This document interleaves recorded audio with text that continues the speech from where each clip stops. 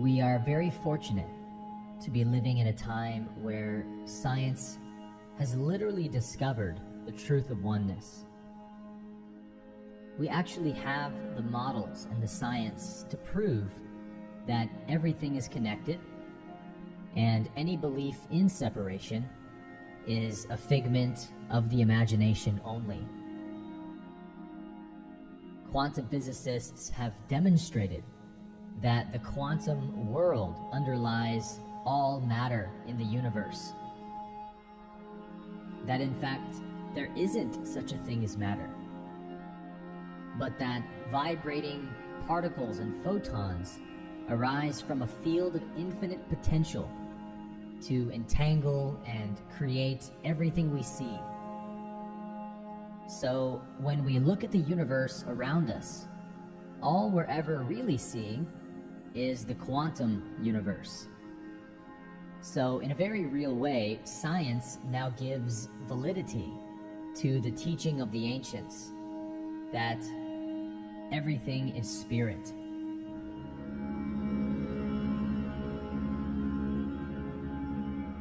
On its face, it seems pretty clear and obvious, but to realize it is so seemingly difficult. So, how can we realize it? Take the example of a potter. A potter can fashion many different kinds of pottery and can paint it with many different colors and designs. Yet, no matter how many different forms the pottery may take, all that we're ever really seeing is the clay. Only the clay is really there, and only the clay really exists. The jar or the bowl or whatever we're seeing is a concept in the mind, right? The only thing really present is the substance of clay. Look at the example of gold and jewelry. Gold can be melted and molded into all kinds of different jewelry. Earrings, bracelets, necklaces, rings. But the only substance that's really there in the jewelry, and the only thing that gives the jewelry any value, is the gold. We can take the example of the ocean and its waves. We understand that no wave exists separately from the ocean. Every wave in the ocean is really just a product of the undertow, of the ebbing and flowing of the deep ocean beneath it. So just as the clay makes the pottery, spirit makes all forms of every shape, size, and color. Whatever you see in the universe of form is really just spirit appearing as the object. So it's not as if a mountain has mountain reality and a person has person reality. There's only one reality, back of every form. And Jesus' choice term for the one reality of spirit was the Father. And so Jesus said things like, when you see me, you see the Spirit, and I and the Spirit are one.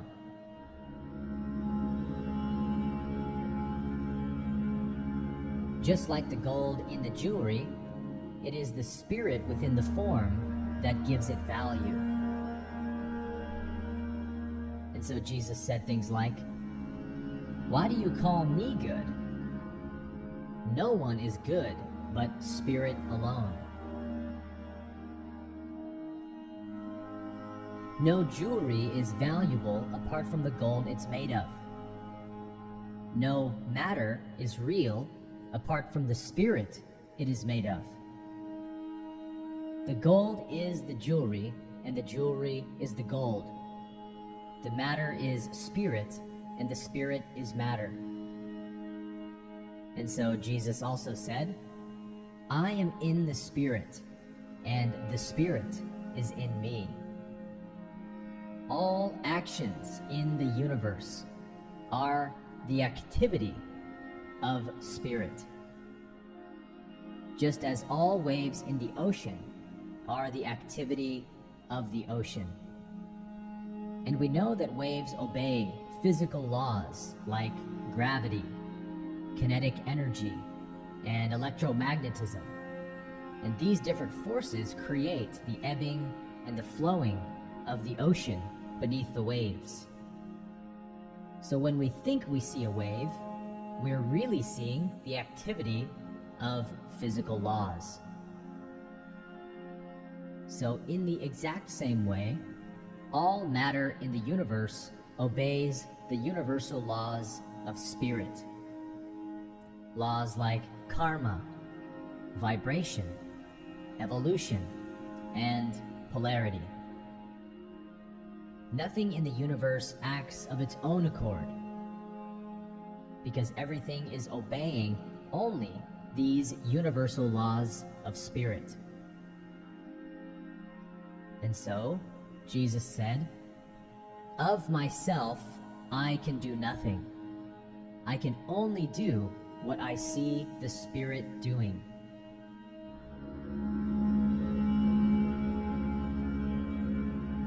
The Buddhist term for spirit is isness. Isness is the quality of existence itself within every form. So in a flower, for example, it's only the spirit appearing as the isness of a flower, or the isness of a planet, or the isness of a galaxy. The only truth to any form or object we see is spirit, being the infinity of form, and the isness of everything. And this isness, this spirit, is love, because it is one. There's not two different spirits in the universe who can have a conflict with one another. And so evil things do not happen because spirit is evil, but because we are unaware of spirit. The love that grows green grass, the love that blows through the trees, shines in the sun, moves in the waters, and lives in every heart. The mind's belief in separation is the cause of evil, not the reality of spirit. Spirit is only love, but the mind can only see materially. It does not see spiritually. So when the materialistic mind looks out at the universe, it sees everything as separate and finite and isolated and ultimately threatening. And that is the cause of all suffering, of all sickness, of all war and poverty on this planet. The belief in separation.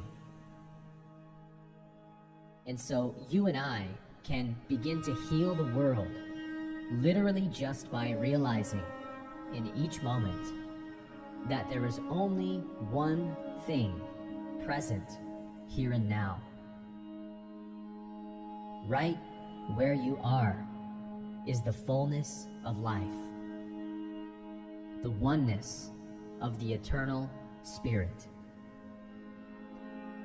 Everything in the universe that we can see, taste, touch, hear, or smell is only spirit. All forms we think we see are actually concepts of the mind, and yet our concepts don't change the reality. Spirit is the omnipresent and universal substance of everything. Every animal, every plant, every person, every taste, every scent, every sensation, every sound, every activity, every place, every event is nothing but spirit.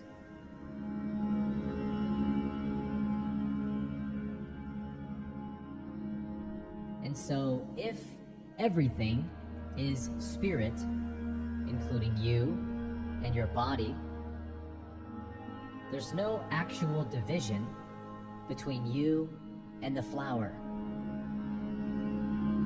So when you smell the fragrance of a flower, you smell your own fragrance.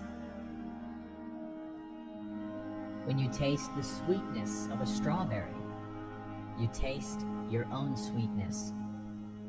And when you see another person, you see only yourself. So when you get this, and you will get it eventually, it means that there are no external things, no external events, no outer appearances, nothing happening outside of you, but everything happening inside of you. The infinity of spirit, here and now. And if you get too busy thinking about this and trying to understand it with your mind, you're just going to be spinning your tires in the mud, because the mind cannot see spiritually. It can only see materially. The mind is matter consciousness, separation, and the spirit is unity consciousness, oneness. So this is something you meditate upon. It's something you fall in love with. You see it when you close your eyes to the world of form. You hear it when you become silent. You feel it when you become still inside. And gradually, it begins to permeate your awareness, so that where other people see bracelets and necklaces, you are aware of gold. This is the best kept secret in the universe, quietly waiting to be discovered, that all is one. All is the omnipresent and eternal Spirit. And in the one Spirit, we live and move and have our being.